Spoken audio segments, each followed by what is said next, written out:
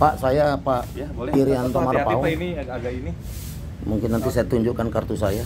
Ya, saya nggak apa-apa. Kalau kita makan keterbukaan saja. Ya, keterbukaan aja. Saya yang saya anukan di sini adalah tentang terkait masalah parkir tepi jalan umum. Boleh. Saya dengan Pak siapa nih? Saya Pak Hilman, jabatan saya analis transportasi di bidang teknik Wah, sarana. iya, berarti di di Texar itu lah Ya, ya. di Texar, ya, berarti betul. di bawah bidangnya Pak Rizky Mongaran ini. Betul. Kita mau tanya sebenarnya retribusi yang sebenarnya parkir tepi jalan umum itu berapa sebetulnya? Kalau untuk besaran sih Pak, setiap lokasi itu beda-beda. Maksudnya nggak kepada si juru parkir itu ya, betul. Jadi berapa? begini Pak, dalam kita menentukan target tiap titik lokasi itu kita melakukan survei. Jadi misalkan pada ruas jalan yang sama, misalkan jalan Bangun Sarkoro, kan di Bangun Sarkoro itu banyak titik-titik ya Pak ya? Ya, kayak ada berapa misalkan, titik semua? kalau untuk semua itu ada sekitar, kalau titik kita nggak terbatas ya Pak ya, tapi kalau untuk ruas jalan kita ada ruas jalan kabupaten saja. Sesuai dengan SK, Betul. SK Bupati itu berapa? Saya cek di SK Bupati apa ya, takutnya saya salah. SK Bupatinya nomor berapa kan gitunya? Iya. Sebentar ya Pak ya. Supaya kita nggak salah nanti menuliskan gitu kan, salah informasi kan. Nah, jadi kita berbicara terkait dengan keputusan Bupati Cianjur nomor 551 ya, 57 di Sub 2022 ya. tentang perubahan atas keputusan Bupati Cianjur tentang lokasi tempat parkir di tepi jalan umum dan tempat khusus parkir. Jadi yang kita kelola itu di tempat tepi jalan umum dan di tempat khusus parkir. Tempat khusus parkir khusus itu diantaranya tempat yang parkirnya milik pemerintah daerah. Contohnya rumah sakit umum. Ya. Nah, kita mengelola 3 rumah sakit umum. Yang pertama Rumah Sakit Cimacan, Rumah Sakit Sayang, sama Rumah Sakit Pagelaran. Kalau untuk tepi jalan umum yang Bapak tanyakan barusan, kita bagi 2 kawasan, Pak. Ya. Ada kawasan A sama kawasan B. Nah, untuk kawasan A itu Jalan Mangun Sarkoro, Jalan Horus Cokro, Insinyur Haji Juanda, Jalan Dewi Sartika, Jalan K.J. Asim Asyari, Jalan Siti Jenab. Kalau untuk kawasan B-nya Jalan Suroso, Muhammad Ali, Yulis Usman, Arya Cikondang, Siliwangi, Otista 2, Rupa Ramayana, Tengku Yusuf, Adi Sucipto. Nah, kalau untuk di luaran dari kota, kita di Ciranjang ada Jalan Jati sama Jalan Muhammad Ali. Oh, gitu. Itu yang untuk parkir tepi jalan umum ya. Iya. Nah, terus itu berapa sih? Saya kan pengguna parkir nih. Berapa sebenarnya yang harus? Nah, tarifnya kalau kendaraan roda 4, saya pakai roda 4 berapa? Ya, roda 2 berapa? Ya, betul. Kalau untuk tarif tersendiri kita sesuai karcis saja Pak. Nanti kan itu tiap kawasan beda-beda ya Pak ya. Ada kawasan A itu untuk kendaraan roda seperti 4. Kawasan B itu seperti saya misalnya Muhammad Ali, Julius Usman, AS Cokro Aminoto itu berapa itu? Sebentar ya Pak ya. Saya berbicara terkait mengenai ini saja ya Pak. Retribusi, karena retribusi kan perda Pak. Iya betul, kita ada perdanya juga. Makanya kan saya jadi biar jadi mengacunya ke perda berapa kan gitu. Betul. Nah, kalau untuk perda tersendiri kita mengacu pada peraturan daerah Kabupaten Cianjur nomor 15 tahun 2020 Pak. Iya. Nah, di situ besarannya terkait perubahan aturan daerah nomor 9 tahun tentang retribusi pelayanan parkir tepi jalan umum, retribusi pengujian kendaraan bermotor, retribusi terminal, dan retribusi khusus parkir dan terminal.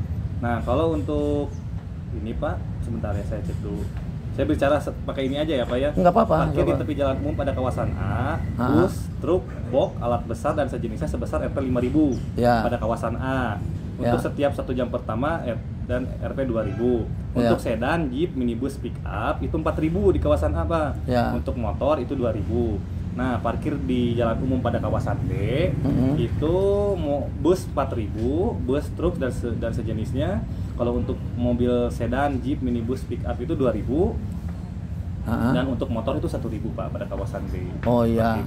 Terus target PAD-nya berapa? Target PAD kita untuk 2023. Untuk 2023 kita kembali pada target perubahan itu 11 miliar. 11 miliar berarti sama dengan tahun 2022 ya.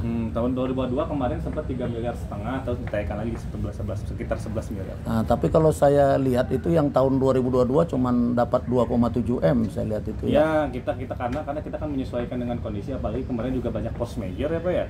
Kita sudah melampirkan nota dinas, ada beberapa kekurangan di situ. Post majornya diantaranya ada gempa dan lain sebagainya. Di situ ada post major dan kita sudah report juga kepada tim retribusi PAD, kita report alasannya kenapa kita bisa kurang. Nah untuk sekarang kita mencoba untuk kembali ke target awal untuk memaksimalkan PAD itu, Pak. Oh itu. Nah, terus ini ada dikontrakkan kepada pihak ketiga nggak? Kalau pemungutan ini kalau di TV Jalan Umum tidak ada, Pak. Kita langsung orang dinas perhubungan.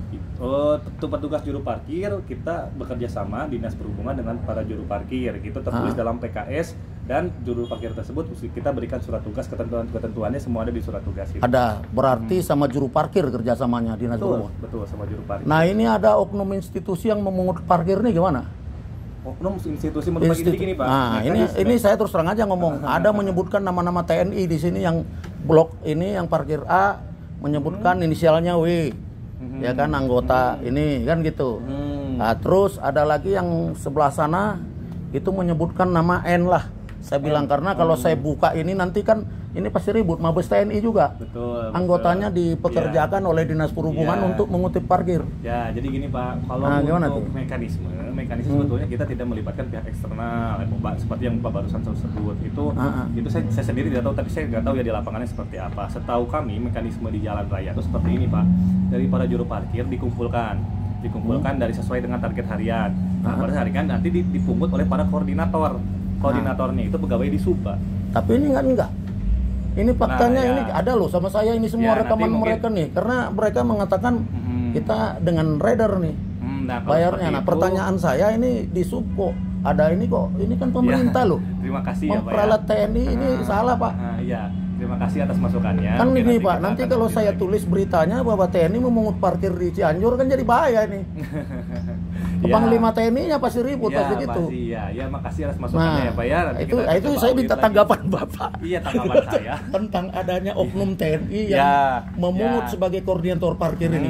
Bagaimana? Saya kan dapat laporan dari Bapak ya Pak ya terkait adanya. Ini udah bertahun-tahun loh Pak. Nah, nanti akan saya coba audit lagi ke lapangan Pak, karena saya akan coba audit ke lapangan apa yang terjadi sebetulnya di lapangan berdasarkan laporan Bapak yang sudah Bapak sebutkan barusan. Saya ini parkir soalnya kan gitu. Saya parkir jadi makanya karena saya parkir geser ke sana jarak 30 meter. Nah, saya tanya, kok dipungut lagi saya baru 30 meter. Oh, ini beda lagi yang mungut. Ini saya setorannya 370.000 sampai 400.000 loh Pak per hari. Terus yang sana beda lagi. Jadi wajib Bapak bayar lagi di sana. Nah, karena itu saya langsung kan jadi gitu Pak. Saya jadi mengejar gitu loh. Ini betul, kok bagaimana sih sistem perparkiran di Kabupaten Cianjur? Jadi sebetulnya seperti saya ucapkan tadi, kalau untuk target ya Pak ya, tiap toko tuh beda kan jalan nih ya, jalan Mas Cokro kan ada Alam Sunda, ada ini, itu tiap lokasi memang beda-beda. Karena itu sesuai dengan potensi parkir yang ada pada titik tersebut. Jadi nggak mungkin kita samakan satu jalan itu setiap parkir nggak mungkin sama. Mungkin saya paham itu ya Pak ya. Tentang itu paham. Cuman yang saya tidak paham ini TNI disuruh mungut sebagai koordinator oleh Dinas Perhubungan Kabupaten Cianjur. Apa ada surat resmi? Nggak ada. Terus kenapa mereka itu ini orang-orang parkir tuh ngomong orang ini jam 5 sore udah mengambil gitu loh. Nah, ini atas perintah siapa mereka nih? Nah, saya itu kurang tahu ya Pak ya. Terima kasih atas laporannya. Masa saya ngomong sama Dispen karena saya kan saya terus terang nih, saya kan dengan divisi Humas TNI juga. Pasti saya ngomong nanti kan. Nah, cuman kan cilaka ini perhubungan.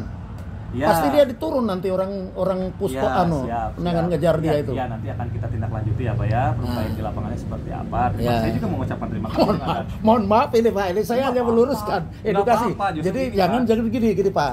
Jangan beranggapan di Sub itu kita dari seputar jagat ini mencari-cari enggak. Karena ini saya ini pelakunya nih, maksudnya pelaku parkirnya, sehingga saya tanya-tanya. Loh, ini saya baru geser meter. Kalau kan saya gitu. Pribadi, Pak ya, saya pribadi nggak menyalahkan, justru dengan adanya wartawan ini kan jadi kontrol sosial, betul? Iya. Nah, dengan nggak Pak, saya terus terang gini, kita pure lah, Bapak bila boleh lihat nanti, kita karena kan dengan divisi humas mana saja kita jalan dan tidak pernah ada kita mendiskreditkan orang, cuman hal ini karena aneh, kan gitu kan? Justru. Karena kan kalau saya lihat ya di kabupaten-kabupaten lain tuh ada yang dikontraktualkan langsung dengan PT apa gitu kan, dia yang bertanggung jawab ke Disub. Kalau seperti di Sukabumi kan, Disub itu mengelola parkir beberapa titik. Nah, mereka langsung ke Disub melalui setoran rekening BJB tadi. Nah, kalau ini enggak. Jadi makanya saya bilang kalau saya bercerita ini pasti menguap. Kenapa menguapnya? Karena ada orang di sini bukan langsung dari, kan kata Bapak tadi bilang kan kita bikin PKS dengan juru parkir yang memungut di lapangan, koordinator internal di sini. Tapi dia nggak menyebutkan orang perhubungan loh Pak. Jelas itu. Ya, namanya, nah dia menyebutkan langsung nama oknum-oknum yang ngambil itu jam 5 sore. Nah pertanyaan saya, apa hubungannya nih si oknum ini dengan jukir itu sebagai perantaranya ke Disub, sementara Disub sendiri adalah PKS dengan mereka gitu loh. Iya, karena gini Pak ya, terima kasih ya Bang, dengan adanya laporan ini akan saya tindak lanjuti karena terus terang diperbaiki Pak. Iya, siap. Baik Saya ini. siap. Saya juga kasihan Pak Bupatinya ya. Untuk koordinator yang sudah resmi ini di sini yang setor tuh koordinator yang resmi Pak. Nggak ada yang dari Bapak boleh kecek ke bandara yang setor tuh nggak ada TNI. Iya, tapi kan saya kan begini, saya nggak tahu lah apa itu mau ditutupi fakta di lapangan. Kan orang ini kan gini Pak, gitu, ya Pak Ilman. Saya kan akhirnya penasaran. Gara-gara tadi bergeser ke sini bayar, bergeser ke sini bayar. Saya tanya Anda ini kemana sih sebenarnya ke perhubungan? Betul. Tapi sementara mereka tidak menunjukkan karcis kan harus ada Pak. Betul, kita karcis kita kasih Pak. Nah tapi nyatanya saya nggak terima karcis, berkali-kali saya parkir kan gitu. Apakah memang dinas perhubungan tidak mengadakan karcis? Ada Pak, ada. Provokasi. Nyatanya mereka nggak ngasih, coba Bapak tanya lah. Cuman dikantongin aja saya gepok gitu. Tapi namun, nah itu juga saya jadi tanda tanya.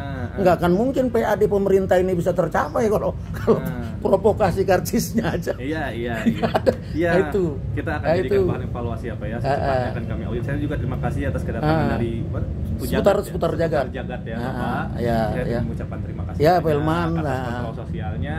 Saya ngerasa dibantu lah dengan adanya laporan ini. Nanti akan saya audit ke lapangan. Ya. Jadi begitu aja mungkin Pak Ilman ya, nggak ada lain-lain saya ini. Jadi bukan mau maksud mau mencari-cari.